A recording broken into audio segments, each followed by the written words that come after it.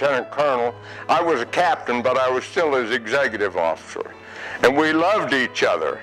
The Japs thought he was my uncle, and I felt like he was my uncle because he was a nice guy. He really was. I didn't ever hug him or anything like that, but he was a nice guy, and I never kissed him.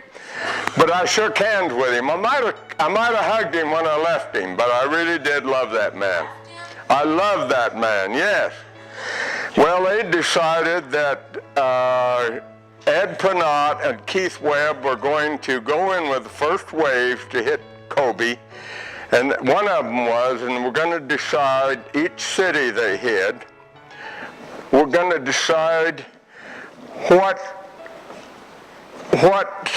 big the stockade was going to be, how many engineers it was going to take to build the stockade, how many soldiers it would be to take to police this. In each city we were going to do that as we moved. And so I didn't know anything about this, and we were going to secret meetings. They'd put us in a building way out in the middle of nowhere, and they'd put guards way out where nobody could hear what was going on. Well, the colonel said in the meeting, the general said, well, either you or Keith can go, Colonel. And Colonel said, well, I'm gonna be busy. I've got 10,000 people coming from Europe, and we're going to use them to set up in these towns. This is only part of Japan. This was going on all over Japan. And I said, I better let Keith do that, because I've still got some things to do as far as getting ready for the people coming in. He was going to have 10,000 troops in ships out in the bay.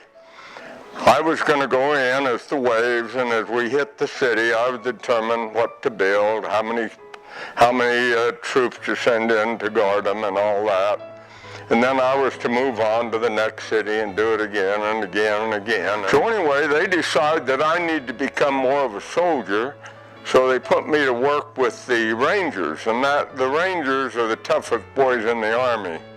Okay, so lo and behold, already I've got amoebic dysentery. I'm down to 150 pounds. I can't eat food. All I can do is drink coffee. Well, that's against the Mormons' religion. You're not supposed to drink coffee. I don't like coffee, but coffee was the only thing I could keep on my stomach. I'd put a lot of canned milk in it, a lot of sugar, and that kept me going. I weighed about 190, and I went down to 150, and so I didn't feel good. And they wanted me to be tough as a ranger, and they tried to make me tough as a ranger. So I went with them on these night deals when they would go out at night, stay out all night, and then all day you couldn't sleep either. So a day and a night for a guy that's already got amoebic dysentery, is already sick, and I don't feel very good about doing it. But I don't make any excuses because I didn't think it'd work out anyway.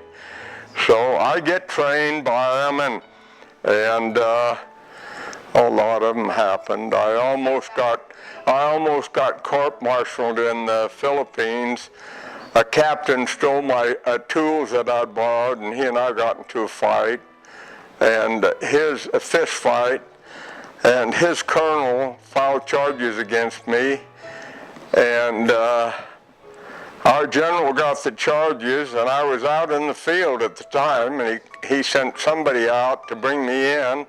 I went into his tent, and he had these court-martial papers laying on his desk, and he said, what have you been up to, Keith? Well, I can't remember all the talk, but he was tough. You know, he thought he was tough. He was West Point and all that stuff. Gilbreth was his name.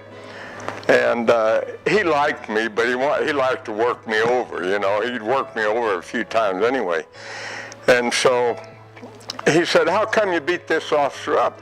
I said, he swung first. I said, he said, well, why'd you hit him? Why'd you beat him up? I said, because he stole all these tools from me that I'd borrowed from somebody to box up some stuff. And when he heard that, he said, I hate to use this language, but this is what that general said. He said, you should have killed that son of a bitch. I said, I tried to, but I wasn't able to. He was pretty tough. So he let me go on this one. But anyway, my interpreter and I, we head for Osaka, not knowing what Osaka looks like, not knowing, we were told it was 80%, 80-90% destroyed. So, but in the meanwhile, you know, they've already signed the permanent treaty with the Japanese and the battleship Missouri. So we're heading up dirt roads, no cement roads. And these fields, hundreds of Japanese, when they saw this Jeep, they lay down. Nobody could see them. But there were cute little kids. It was getting close to winter time. Cute little fat-faced Japanese kids. I never thought a Jap was cute, but those were cute little kids. And they would stand along the road and they would wave, but they don't wave like a regular kid. Our kids wave like this. Little Japanese kids back then waved like this. And you'd smile at them and say hi, you know, and go on by, and they were cute, and they didn't drop down. They weren't afraid of us. So anyway, we get back down there to the Cochin Hotel, and we go in a room that we're going to use as a barber shop. And they had about 13 little Japs in there, Japanese farmers. And the place stinks. We go in, and here's a little Japanese over in the corner doing a job. He didn't know it wasn't the bathroom, I guess. And so this major of the general's aide was with me, so the general's aide goes over and pops him and knocks him out. And so the Japs jump us.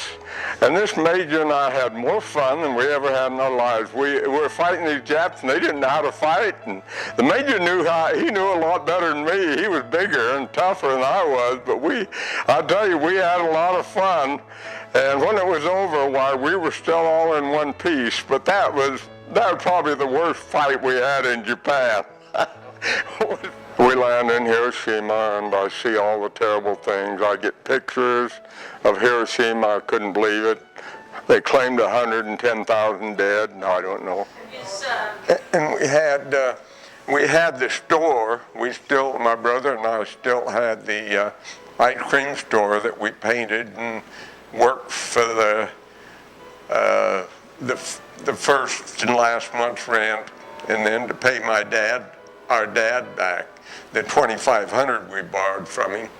So I had to go back to work in the ice cream store with my brother. He had been in charge of the store, and while I was PMS&T of the high schools, well, I'd go over at night and make the ice cream. I still made all the ice cream, but he was running the rest of the store, the spud nuts and everything else that we had.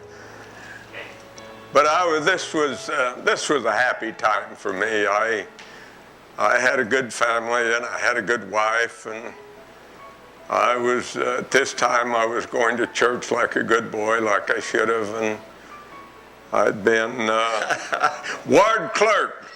And later on I became the Sunday school president, and then I was a counselor in the bishopric, and then I was on the high council for a while.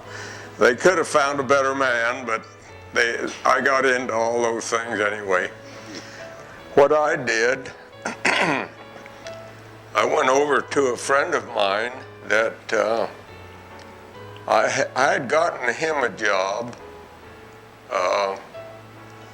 When I was called into the service, his name was Jay Wright, and he had started Wright Manufacturing, they built coolers, evaporative coolers. And he had a partner, and they didn't get along too well, but he did have a partner at the time. And